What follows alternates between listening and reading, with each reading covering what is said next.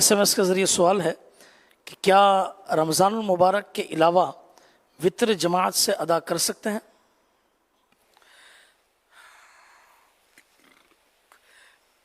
کام وہ کیا جائے جو عوام میں تنفیر کا باعث نہ ہو. جائز ہونا ہر جگہ جائز ہونا ضروری ہے، لیکن یہ اگر عوام میں اگر آپ یہ وطر کی جماعتیں شروع کریں گے نا، پھر یہ آپ کو سوشل میڈیا، اب تو سوشل میڈیا ہے، جب نہیں تھا تب بھی مصلحت اسی میں کہ جائز تو ہے لیکن نہ کی جائے، بالکل نہ کی جائے ورنہ فساد. اب دو تین عیسائی بھائی آپس میں کبھی ایسے موقع پر کوئی بند دروازے میں کر لیا، کسی کو پتہ ہی نہیں چلا، وہ دوسری بات ہے تو جائز، لیکن ایک عوام میں ہر کام نہیں کیا جا سکتا، بلکہ بعض اوقات مستحب کام بھی عوام میں ترک کرنے ہوتے ہیں اگر فتنے کا باعث ہو.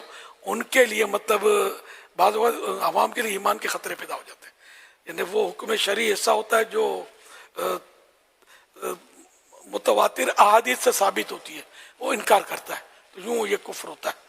تو بعض صورتوں میں تو رمضان شریف کے علاوہ اور دنوں میں وطر جماعت سے نہ پڑھے، اور اگر تداعی کے طور پر ہو تو مکروہ ہے، اور تداعی کے نہ پڑھے. بہار شریف میں تداعی کے ساتھ نہ پڑھے.